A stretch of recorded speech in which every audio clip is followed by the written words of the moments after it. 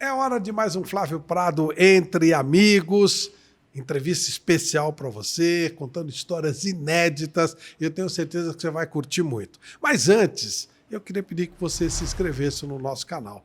Poxa, nas estatísticas do YouTube, quase 90% das pessoas que nos assistem com recorrência não são inscritas. Então, ajuda a gente, vai agora lá, vai. Já dá um toquezinho, inscreva-se no nosso canal, deixe seu like se você gostar, faça o seu comentário, deixe o sininho acionado também, que aí você vai receber a nossa comunicação sempre que tiver um material novo. E diariamente a gente está postando coisa nova, tá bom? Hoje nós vamos mostrar uma entrevista completa. Eu quero também agradecer aos nossos queridos patrocinadores. CrossFox Elétrica, a distribuição de materiais elétricos com total garantia e segurança. Grupo Hall Center, distribuidora de correias transportadoras e muito mais. LuxColor, a tinta da pintura inteligente. Atlântica Máquinas, mais do que máquinas, oportunidade de negócios. Prêmio Auto Shopping, compra, venda, troca e financiamento do seu veículo. Baltec, a empresa brasileira que mais lança produtos. Alibec Alimentos, tradição é a nossa qualidade. Ampla Saúde, transformar sua saúde, isso é Ampla. E Debrecht, a churrascaria, 4 unidades em São Paulo, o melhor churrasco gaúcho para você. E agora então vamos a mais uma entrevista especial no Flávio Prado Entre Amigos, mas não esqueça de se inscrever, ó. Vou sumir aqui e já apareço já com mais uma entrevista especial.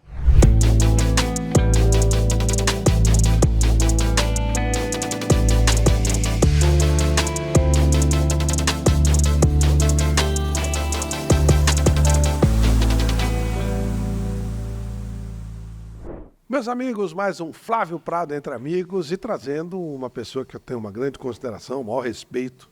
Inclusive, no período que eu era professor de pós-graduação na Casper Libero, ele esteve lá várias vezes dando belas palestras e é uma pessoa que eu tenho um grande respeito e um grande carinho. Savério Orlandi, muito obrigado por atender o nosso convite. Flávio, muito obrigado a você. Para mim é um privilégio, uma alegria estar com você aqui para a gente debater um pouquinho do Palmeiras e agora da eleição, né? Exatamente. Nesse momento que eu estou passando, pleiteando o cargo de presidente do Palmeiras. E muito em cima disso, nós temos recentemente uma entrevista com a Leila Pereira, atual presidente, também candidata à reeleição, e ela citou algumas vezes a oposição, no caso capitaneada neste momento pelo Savério. E agora a gente vai ouvir o outro lado, até jornalisticamente falando, de alguns questionamentos da Leila, e o posicionamento do Savério com relação a isso e também as ideias dele como oposição. Savério, antes de qualquer coisa, uma das frases que mais chamou a atenção da Leila foi que ela não manteria o patrocínio no caso da vitória da sua chapa, da oposição. O que você pensa disso? Como é que você encara isso? E o Palmeiras é viável sem um patrocinador como a Crefisa? Flávio, bom, em primeiro lugar eu vi e acompanhei o que ela falou, né? Até porque você tem minha audiência sempre, né? Sem brincadeira mesmo. Eu acho, e isso eu tenho falado muito, né? O Palmeiras hoje alcançou novamente uma condição de visibilidade da sua marca muito grande, né? E ao mesmo tempo, curiosamente, vem perdendo aderência com o mundo exterior, porque é muito centralizado em cima da presidente, das suas empresas, e sobretudo desse contrato de patrocínio. O contrato de patrocínio é um contrato que tem que ser enaltecido pelo que, ao longo desses anos, ele de fato ajudou bastante o Palmeiras e esse processo de desenvolvimento do Palmeiras a partir da instalação do Allianz Parque, que agora completa 10 anos. Eu arrisco a dizer também, com toda tranquilidade, que serviu até de paradigma para o mercado futebolístico e fez com que outros clubes conseguissem condições melhores comerciais nos seus patrocínios, muito com base nesse relacionamento havido entre Palmeiras, que inegavelmente é uma relação bastante exitosa, só que é uma relação que tem que ser colocada na forma que ela se deu nesse período todo, de ganha-ganha. Isso aconteceu desde o início. Às vezes nós vemos a presidente dizer que, outro dia, coloquei 2 bilhões no Palmeiras. Não é propriamente que ela colocou 2 bilhões, ela fez uma operação comercial, existe um relacionamento contratual que trouxe ganho tanto para o Palmeiras como para ela, que o Palmeiras deu a sua contrapartida através da exposição da marca dela. Então, não há propriamente uma relação de benevolência ou qualquer coisa, há uma relação comercial. Se essa relação se encerrar, Eu não tenho dúvida que hoje o Palmeiras, pela sua própria pujança e pelo momento que o Palmeiras se encontra, não faltarão afluentes, não faltarão interessados. Eu disse até outro dia, muito embora pareça em tom de brincadeira, mas é verdade. Eu acho que se a Leila se afastar e retirar o seu patrocínio do Palmeiras, num eventual caso de derrota, nós vamos distribuir senha. Não faltam interessados em se associar à marca do Palmeiras hoje. E é importante que isso aconteça porque até hoje nós temos uma condição comercial com a Leila que ficou um pouco defasada no tempo. Né? Nós vamos lembrar que a última renovação se deu antes da eleição dela, ainda pelo presidente Maurício Gagliotti, nas mesmas bases que vigorava o contrato anterior, sem reajustamento e tal. Então hoje nós temos uma condição até de defasagem em relação ao mercado. O valor estándar, o valor básico do contrato de 81 milhões, hoje é superado por diversos clubes, tanto que o Palmeiras se encontra aí em quarto ou quinto nesse item de patrocínio. E, para finalizar, o patrocínio esportivo corresponde, a grosso modo, dentro da estrutura de receitas de um clube de futebol, a 20%, ou seja, a quinta parte. Então, é claro que é algo a ser prestigiado, é algo importantíssimo, mas também não é algo determinante do sucesso ou do insucesso do clube, porque existem outras fontes de receita. E essa seria de uma substituição, na nossa visão, perfeitamente possível. Saverio, uma outra afirmação da presidente é que o Palmeiras mudou depois da entrada dela e que as pessoas ligadas ao seu grupo teriam levado o Palmeiras praticamente a uma falência. O que você pode dizer sobre isso? Olha, Flávio, o Palmeiras tem uma história centenária que foi comemorada agora no dia 26, são 110 anos de história e é um processo encadeado. Todos os presidentes e todos os dirigentes, ao seu modo e ao seu tempo, né, em maior ou menor grau, contribuíram para essa história exitosa que nós alcançamos. Na festa de aniversário do Palmeiras, inclusive, de uma forma até um pouco aviltante, nós tivemos lá uma exposição, uma autopromoção, né? O vídeo que passou para tratar dos 110 anos de conquistas e glórias do Palmeiras, na verdade, se limitou aos últimos 3 anos. Nós não vimos nada anterior, nem que alcançasse Maurício, Paulo Nobre, o que, de uma certa forma, para nós é inaceitável. Não vejo, e também vi essa colocação dela, que tenha ocorrido isso. Eu até dei um exemplo outro dia e falo para você aqui também com toda tranquilidade. Eu, por exemplo, que fui citado como alguém que concorreu ou contribuiu para um insucesso que aconteceu 3 anos depois, com o rebaixamento em 2012, lembrando, minha passagem ocorreu na diretoria de futebol, eu estou no clube, no Conselho Deliberativo há 23 anos. Passei pelo COF 8 anos. Passei por todas as comissões de reforma estatutária desde que eu cheguei no clube. E passei pela diretoria, você vai se lembrar, 4 anos de 2007 a 2010. Épocas que nós trouxemos muitos processos para o Palmeiras, que até hoje vigoram, e trouxemos muitas pessoas. Né? Depois da minha passagem, até, infelizmente, esse insucesso de 2012, nós tivemos 2 presidentes, o presidente Palaia e o presidente Tironi. Muita coisa aconteceu, inclusive a conquista de um campeonato nacional, que foi a Copa do Brasil, naquele mesmo ano de 2012.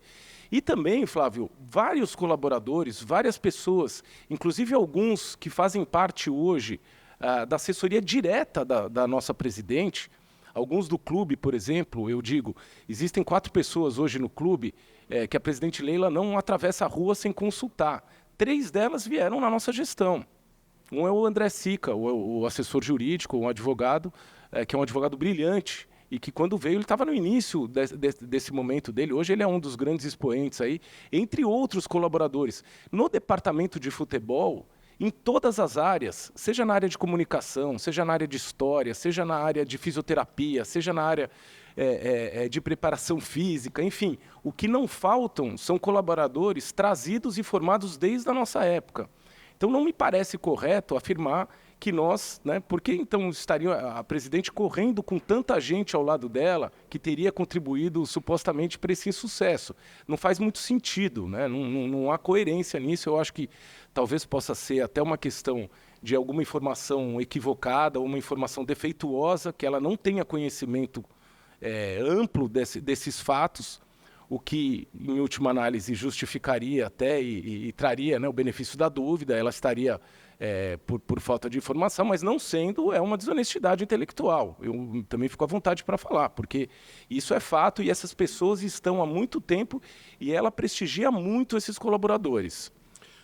Em Paulo Nobre, que é um desafeto da Leila, e eu lamento profundamente, porque eu acho que os dois juntos teriam feito Palmeiras maior ainda do que ele já é, porque são ótimos, né? O Palmeiras tem muita gente importante e recentemente houve aquela grande virada para o Paulo Nobre. E eu lamento muito, já disse isso a ela, já disse isso a ele, e estou dizendo, digo isso publicamente. O Palmeiras, ele conseguiu ter duas pessoas muito marcantes no clube, infelizmente elas não estão, estão cada um correndo numa raia. O Paulo Nobre teria espaço na sua eventual gestão?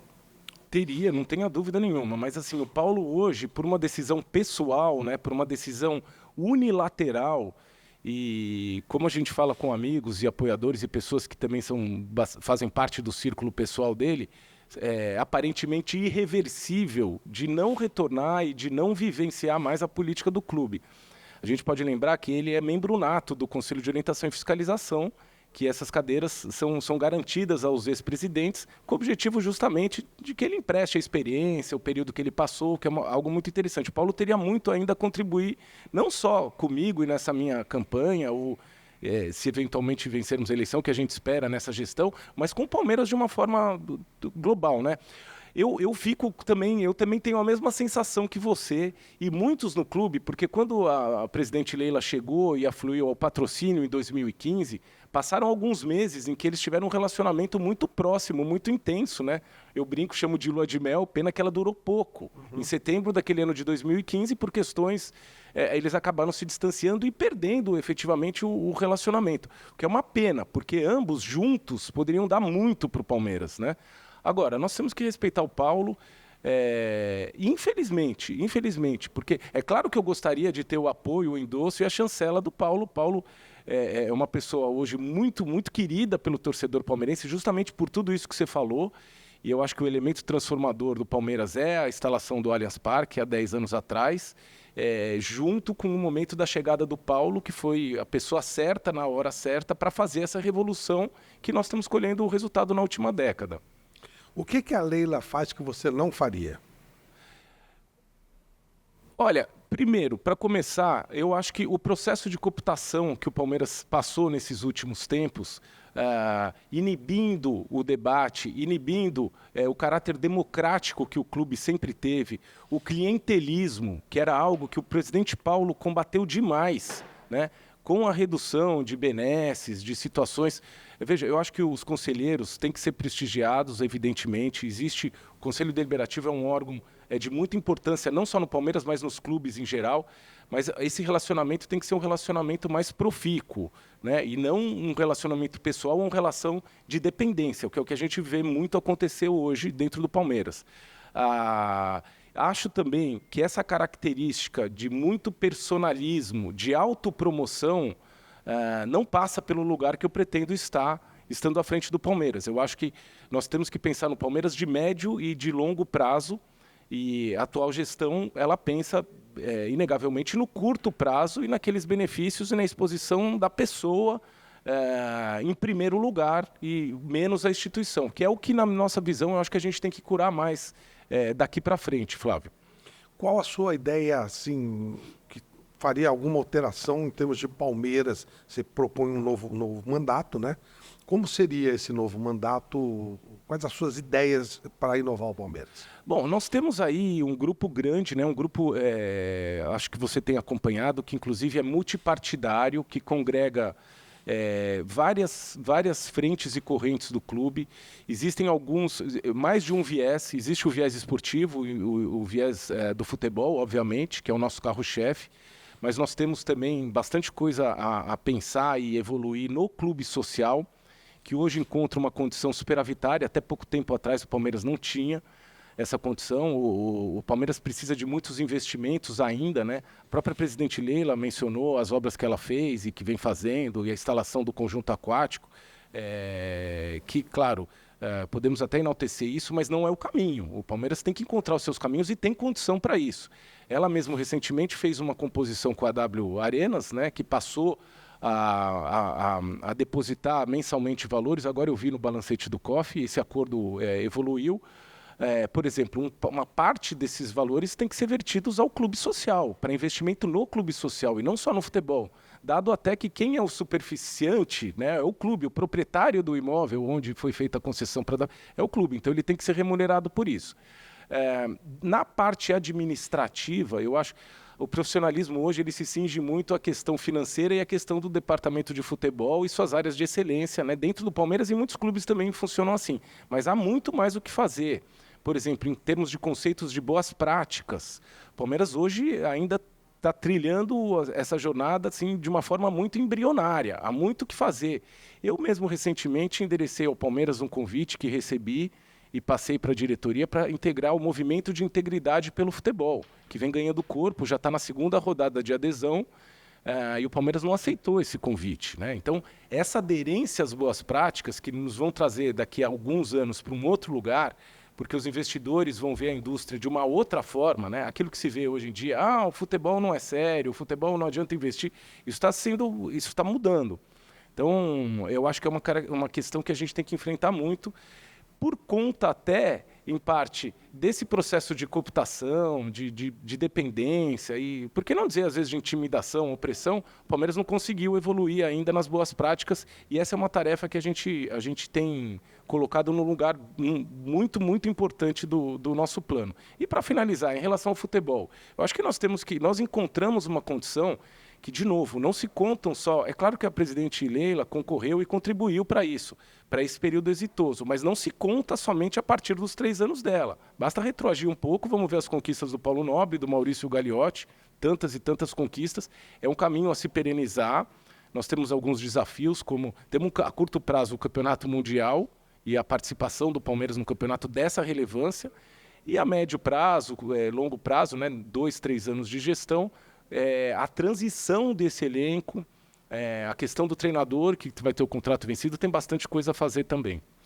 Fala um pouquinho mais dessas boas práticas que o Palmeiras não adota ou as novas metodologias que você é um dos defensores no futebol de modo geral.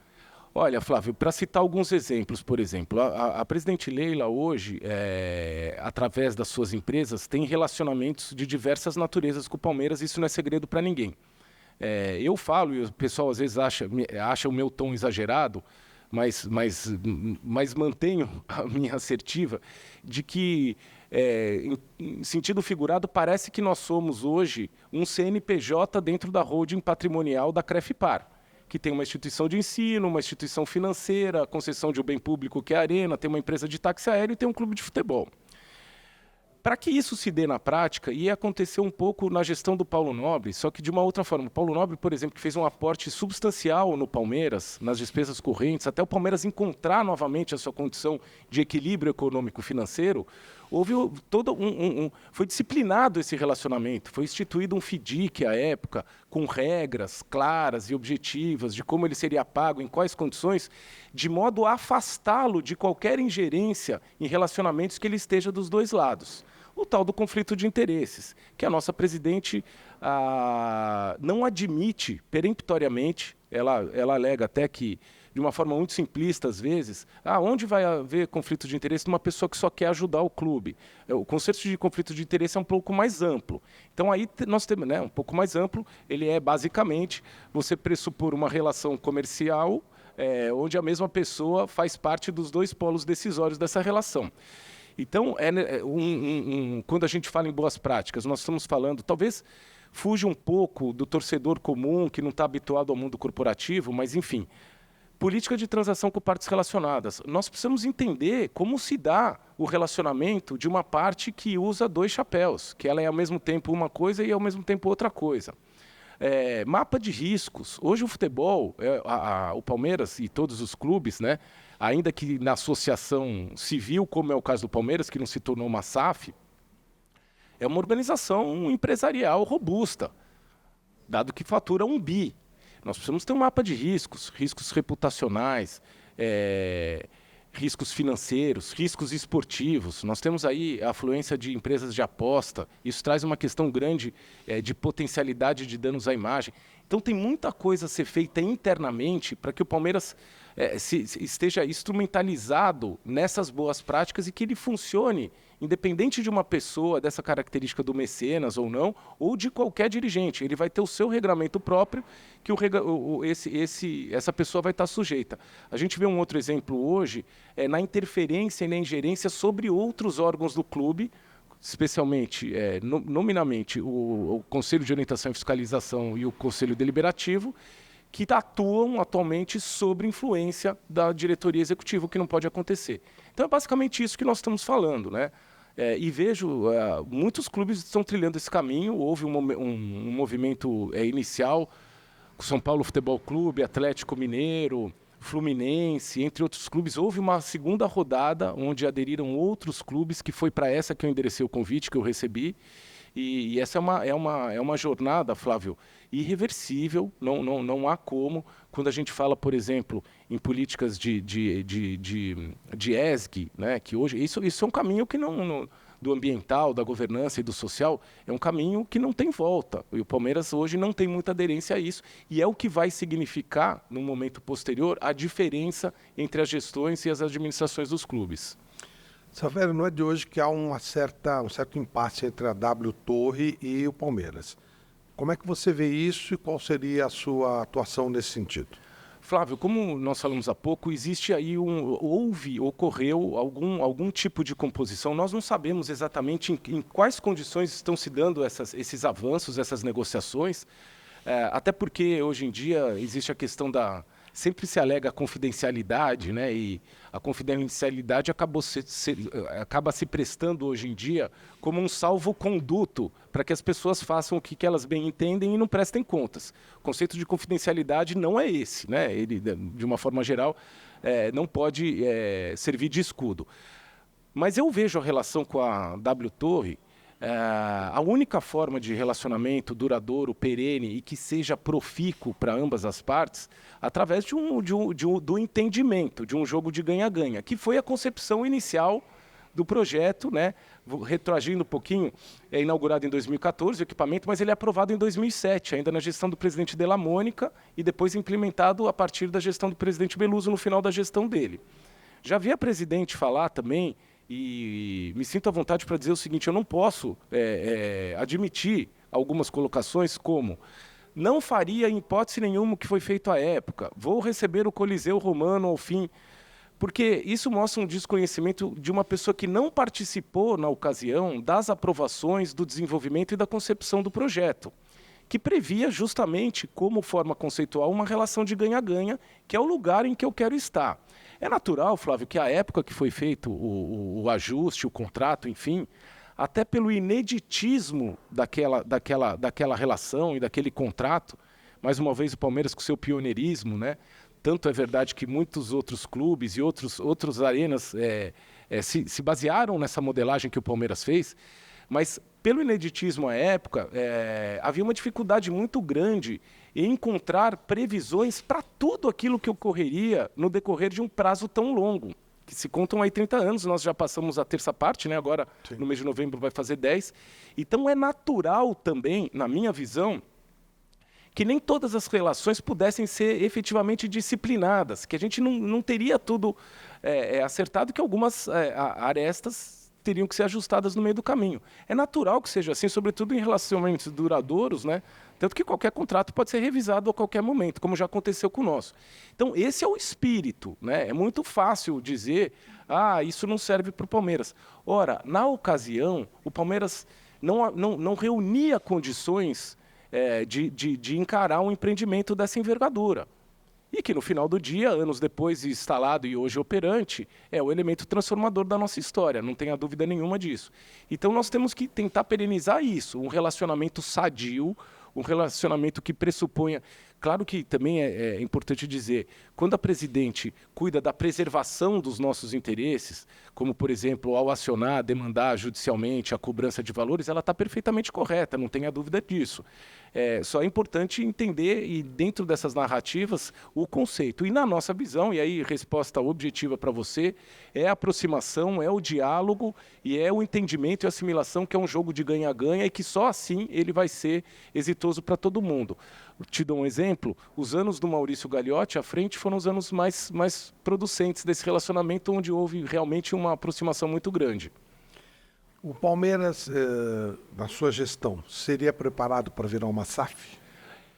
Palmeiras, para ele conseguir virar uma SAF, ele tem uma regra específica. O Palmeiras ele tem uma disposição estatutária anterior à edição da lei da SAF em 21, mas que a lei da SAF é recepcionada por essa disposição estatutária que está no início do Estatuto do Palmeiras, Flávio, e que prevê que o Palmeiras, num arranjo comercial dessa ordem, constituindo uma empresa para explorar os seus ativos de futebol, não possa alienar mais do que 25%. O que significa dizer que um eventual interessado e afluente jamais poderia conjugar uma hipótese de ter o controle acionário do Palmeiras, como aconteceu com alguns clubes na primeira onda, que fizeram as suas operações em grande parte por conta do valor da dívida que tinham. Então é um modelo que você já muda o perfil do interessado e do potencial afluente. Para os dois lados, né? Porque ele pode ter interesse, podemos pensar numa modelagem, por exemplo, para citar um caso do Bayer, que também os seus sócios, nenhum deles detém o controle, mas mesmo assim tem uma relação duradoura, uma relação perene, porque é também um jogo de ganha-ganha. Então, o Palmeiras teria que pensar numa modelagem estratégica para isso. Sem a superação, a cláusula está lá e essa cláusula estatutária não vai mudar, até porque os quórums para modificação dela, e eu acho ela muito sábia. O Palmeiras se antecipou com o seu pioneirismo ao que seria, claro que não prevíamos à época a edição da lei da SAF, mas prevíamos que poderia acontecer algum movimento nesse sentido e o Palmeiras resguardou para si o controle acionário de uma eventual sociedade comercial. O Palmeiras hoje, na minha visão, e falo isso também com bastante tranquilidade, até por conta da última pergunta que nós estamos falando, boas práticas, adoção de modelos, de instrumentos e tal, eu acho que o Palmeiras ainda não tem a maturidade suficiente para se tornar uma sociedade comercial, uma SAF. É uma SAF, claro, a gente pode virar no dia seguinte, como outros clubes viraram. Vamos perguntar, poxa, Savério, mas você está falando isso, o que aconteceu com o clube que estava endividado e se transformou? É uma outra realidade. Sim. Nós precisaríamos cuidar dessa preparação.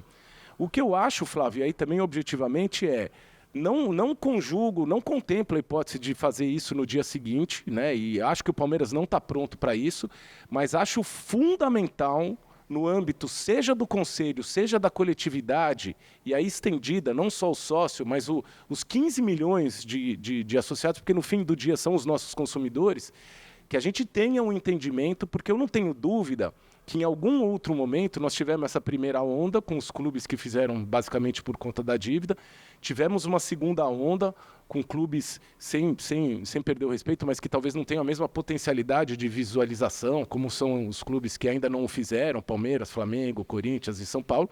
E não tenho dúvida que haverão uma terceira, uma quarta onda, onde esses interessados virão procurar o Flamengo, passou por isso recentemente. Então, nós temos que ter essa evolução para ainda que não aceitar ou implementar, mas que a gente esteja pronto e assimilado para isso. O relacionamento da presidente Leila, neste momento, é zero com torcida uniformizada.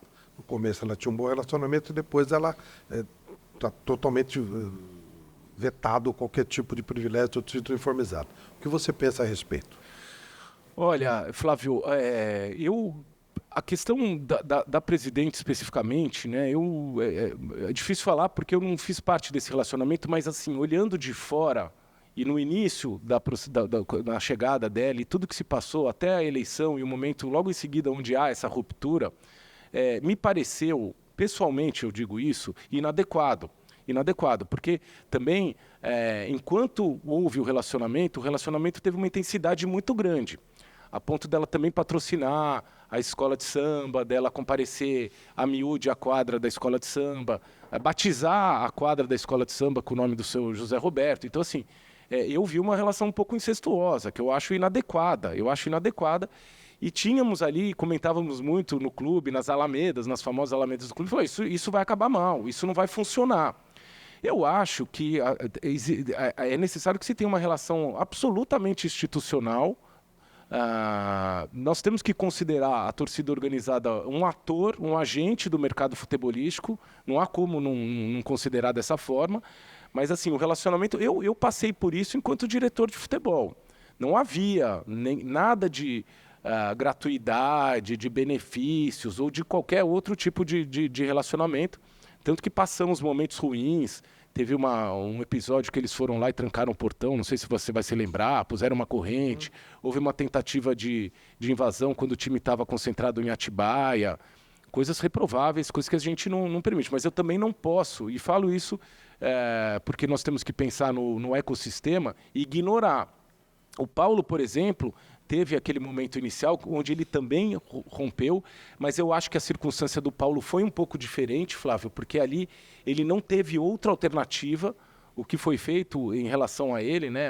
A insurgência foi muito grande, foi desproporcional. Acho que você vai se lembrar, inclusive no aeroporto, no retorno de uma viagem, com agressão física. Então, Paulo, absolutamente correto. Eu penso dessa forma. Eu não posso simplesmente dizer que eu não vou ter diálogo, que eu não vou ter conversa, mas eu tenho que ter um relacionamento institucional e que nunca ultrapasse o sinal. Eu não tenho por que ir na escola de samba. Eu não tenho por que ir, por exemplo, prestigiar algo que não diga respeito ao apoio que a torcida dá no campo de jogo ou numa viagem como visitante, né? E aí, de fato, ela às vezes faz diferença, é importante contar com o torcedor. Mas é absolutamente institucional, esse é o meu objetivo. Faltou falar algo, Savério? Flávio, eu acho que uma questão que o Palmeiras também, hoje, o Palmeiras nesse momento, com a sua pujança, né, esportiva e a marca cada vez mais fortalecida, hoje integra um dos grupos, né, de uma das ligas. Eu acho que essa também é uma grande questão que a gente tem que levar em conta. Hoje eu não considero que nós tenhamos ligas, né? Nós temos 2 blocos de negociação de direito econômico. Eu gostaria muito de contribuir, como mandatário do Palmeiras, também para o desenvolvimento e a formação do ecossistema, através de um mínimo entendimento, né, que transcende só a questão da mais-valia. Eu custo tanto, você custa tanto, mas para redesenhar o mercado. Então há muito o que fazer nesse sentido. Agora, a partir do ano que vem, nós vamos ter um novo formato de transmissão, nós temos que revisitar o produto e aperfeiçoar o produto. É necessário reconhecer que o nosso produto não é bom hoje, ele pode ser muito melhorado. Nós temos a questão do desafio da transição geracional, que também acontece, sobretudo nos mais novos. Eu tenho filhos adolescentes que, claro, são palmeirenses, estivemos domingo no jogo, mas já não têm o mesmo interesse de outrora, a coisa mudou. Então tem muita coisa a se desenhar nesse sentido. Eu acho que essa é uma contribuição que o Palmeiras também tem que dar para o mercado. Muito obrigado, Savério. Eu agradeço muito a sua ter atendido o nosso convite. Você é uma pessoa extremamente educada, como também a presidente Leila, e ambos se colocaram de uma maneira muito clara aqui no nosso canal. Agradeço a ambos, porque realmente nós vamos ter uma eleição bonita no Palmeiras, democrática, claro, cada um com o seu lado. E a gente espera que o Palmeiras seja o grande vencedor disso tudo. Muito obrigado. Viu? Obrigado, Flávio. Eu acho que é isso. O Palmeiras ganha com esse debate democrático e foi uma das nossas intenções justamente promover o debate. Quero deixar claro também que nós temos muito respeito pela presidente Leila, obviamente, pela pessoa, pela mandatária, a par de eventuais divergências, que eu acho que são naturais nesse cenário, mas sem nunca deixar também de considerar as contribuições que ela deu ao longo do prazo, desse período todo de relacionamento, seja como patrocinadora somente, seja nesses anos como mandatária. E te agradecer também, Flávio. Para mim, de fato, eu falo honestamente, uma alegria enorme, um privilégio sentar com você e bater um papo. Para mim também. Uma pessoa que eu gosto muito e admiro de longa data também. Obrigado. É recíproco essa admiração. Muito obrigado mesmo. Obrigado. Flávio Prado Entre Amigos, muito especial em cima de tudo que está acontecendo no Palmeiras, que é hoje uma referência no futebol brasileiro. Termina por aqui com a voz da oposição, do candidato à oposição, Savério Orlando. Um abraço.